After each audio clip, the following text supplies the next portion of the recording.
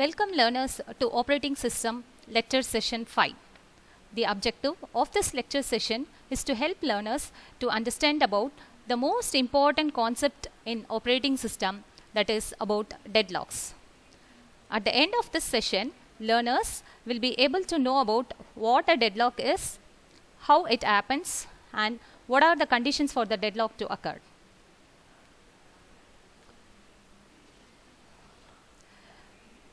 Before getting into understanding about what a deadlock is, let us understand about some essentials related to process and resources. A process in an operating system uses different resources to perform its task. A process, only when it is acquiring all the required resources and it is coming into the main memory, it is ready for its operation. Processes use the resources in the following way. First, it has to request a resource, it has to utilize the resource, and once the work is over, it is going to release the resource. So the flow of operation in accessing the resources by a process is, it has to request the resource, it has to utilize the resource, and once it is finishing its task, it has to release the resources. Resources in a computer system can be a file, a database, an input-output device, a library file, and access to a hardware resource, etc. Now, from this figure, we can understand that we have a three number of processes here at the current moment, and each of the process is in need of a set of resources. Process 1 is in need of some set of resources, process 2 with some set of resource requirement, process 3 with any set of resource requirements. So each of the process is nothing but it is comprising of some program part and the instruction part and some data part which is going to operate on the instructions. Now the resources can be a file, a database, input-output device, a library file, hardware, etc. Now let us see what a deadlock is. A deadlock is a situation where a set of processes are blocked because each process is holding a resource and waiting for another resource acquired by some other process. I re-insist the statement. A deadlock is a situation where a set of processes are blocked because each process is holding a resource and waiting for another resource acquired by some other processes. Let us consider a real world scenario to understand the concept of deadlock. As seen in the figure, it is a road traffic situation. Here, none of the four cars can proceed in their expected travel direction since there is a block as the other has occupied their own path. A similar situation occurs in an operating system when there are two or more processes that hold some resources and waiting for resources held by others. For example, in this given scenario, process 1 is holding a resource 1. So resource 1 is gained access by process 1 and it is waiting for another resource. Process 1 is in need of resource 1 as well as resource 2. Only when process 1 gains access to resource 1 as well as to resource 2, process 1 can complete its task. But at the current moment, resource 1 is being assigned to process 1, but it is waiting for a resource 2. Because resource 2 is being held by another process named process 2. Resource 2 is assigned to process 2. Now process 2 at the same moment it is waiting for gaining access to resource 1. Already we have seen that resource 1 is being held by process 1. So here none of the process 1 and process 2 they will be able to complete their task because each of them they are waiting for a resource which is held by the other process. Now, such a kind of situation is known as a deadlock. So, I repeat the definition of deadlock now so that it will have a clarity. Deadlock is a situation where a set of processes are blocked because each process is holding a resource and waiting for another resource acquired by some other process. Here, process 1 is holding resource 1, but it is waiting for R2. R2 is being held by process 2. At the same moment, process 2, it has gained access to resource 2, but it is waiting for resource 1. Such a situation is known as a deadlock state. In a deadlock, processes never finishes executing and the resources are tied up. Now it prevents the other jobs from starting. So none of the process would be able to complete or proceed further. A deadlock situation can arise if any of the following 4 conditions hold simultaneously in a given system. So the listed are the conditions, 4 conditions which occur simultaneously, only then a deadlock situation will arise. Now let us understand what each of the conditions are. We'll see about what a mutual exclusion is, what a hold and wait situation is, what a non-preemption is, and what a circular wait is. We'll start with mutual exclusion. So mutual exclusion, at least one resource must be held in a non-shareable mode. That is, only one process at a time can use the resource. If another process requests that particular resource, the requestive process must be delayed until the resource has been released. So let us see an example for this particular situation of mutual exclusion. Resource 1 is being held by process 1. Now process 2 is also in need of resource 1, but only after process 1 is completing its role, it is going to release resource 1, only after which process 2 can gain access to resource 1. Such a situation is known as mutual exclusion. So mutual exclusion is only one process at a time can utilize the resource. As seen here in the given diagram, resource 1 is being held by only one process, which is process 1, and only after process 1 is completing its task, it is going to release resource 1, after which process 2 will gain access to the resource 1. Now the second condition is hold and wait condition. A process must be holding at least one resource and waiting to acquire additional resources that are currently being held by another process. So it is holding some resource and waiting to gain some other resource. Let us see an example situation here. Now as seen here, resource 1, it is being allocated to process 1. Now process 2, it has gained access to resource 2 and resource 3. So resource 2 and resource 3 are being allotted to process 2. But process 2, it is waiting for resource 1. So it is holding resource 2 and 3, but it is waiting for gaining access to resource 1. This is known as a state of hold and wait. Hold and wait is nothing but a process is holding some resources and it is waiting to gain access to other resource which is being currently held by another process. So this is known as hold and wait condition. Now let us see what non-preemption is. Resources cannot be preempted. That is, a resource can be released only voluntarily by the process holding it after that process has completed its task. As seen here, process 1 has gained access to resource 1. Now resource 1 will be released by process 1 only after it is completing its task. Before process 1 completes its task, it is not going to release resource 1.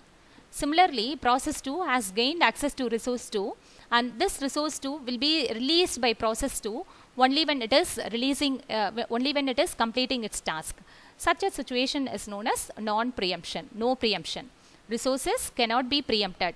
Once a resource is being held by a particular process, they will complete their task. After that only they will be releasing that particular resource. That is known as no preemption.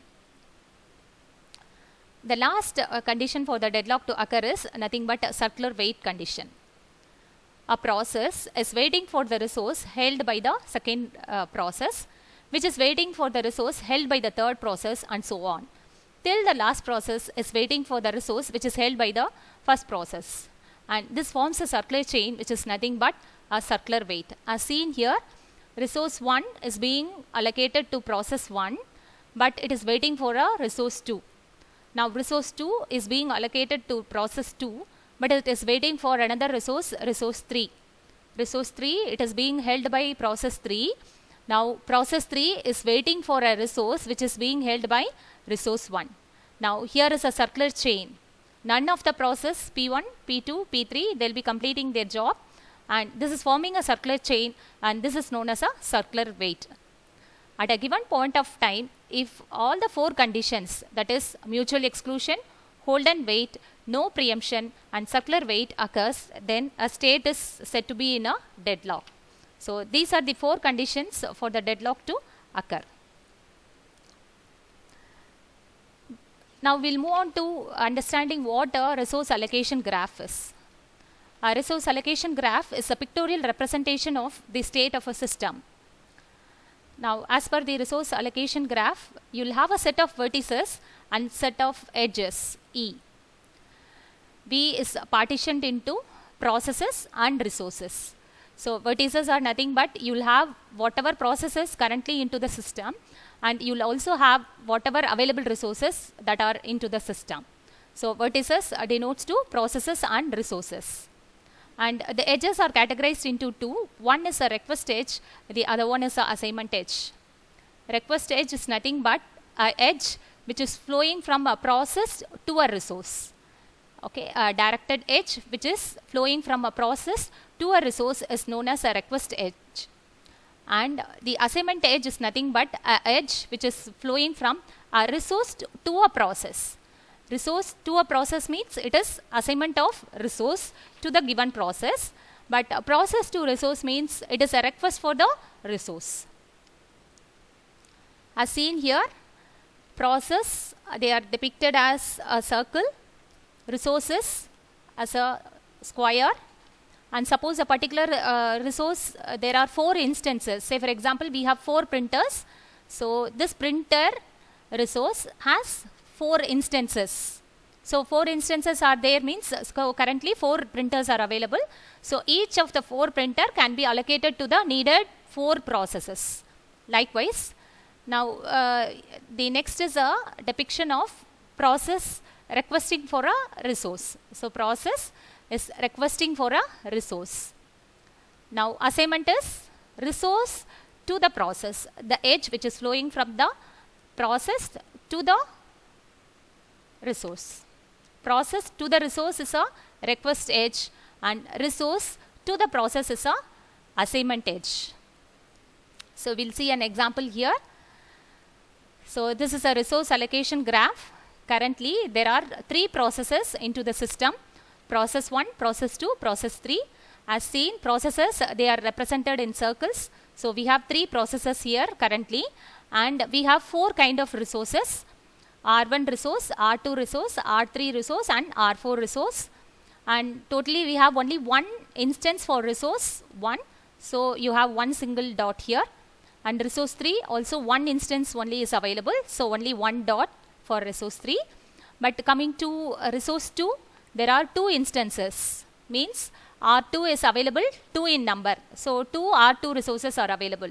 And similarly, moving on to R4 resource, there are 3 instances of R4. Means 3 R4 resources is currently available. Now let us see the request edge and the assignment edge.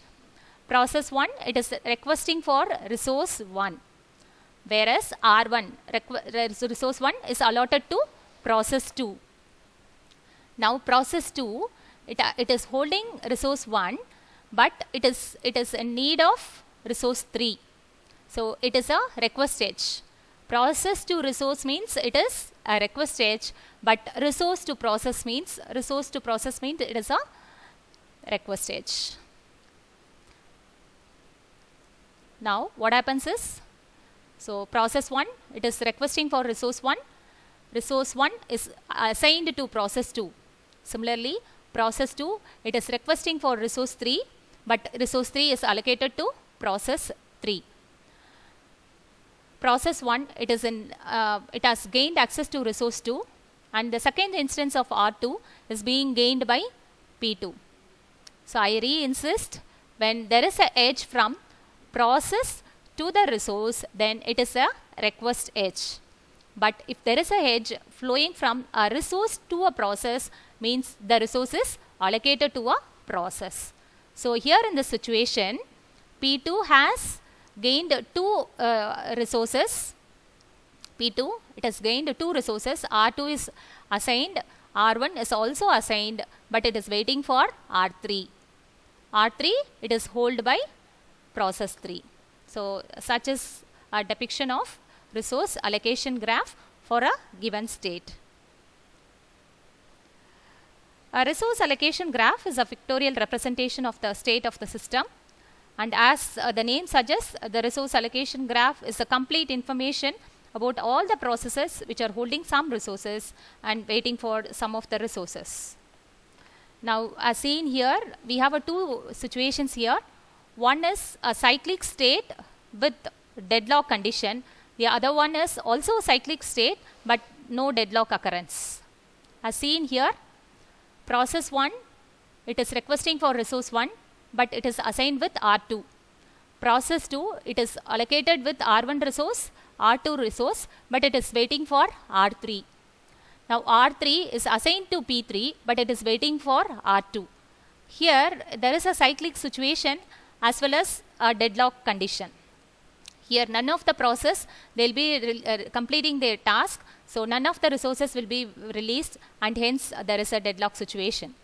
Moving on to the other part of the diagram, here process 1, it is in need of resource 1, but it has gained access to resource 2. Now resource 2, there are two instances. One is held by process 1, the other one is held by process 4. At the same time here, P2, it has gained access to resource 1. Now P2, it can complete its task. Once P2 is completing its task, R1 is released. And similarly, P3, it is holding a resource R1, but it is in need of resource 2. At the same moment, if P4 is completing its task, the second instance of R2 will get released, and hence this second instance can be utilized by P3, and therefore P3 will also release the other instance, which can now be utilized by process 1. And so from this graph we can understand that though there is a cyclic condition prevailing here, but there is no deadlock condition. Hope this session was useful to the learners in knowing about what a deadlock is, what are the conditions for a deadlock to occur, and what a resource allocation graph is. Thank you. Happy learning.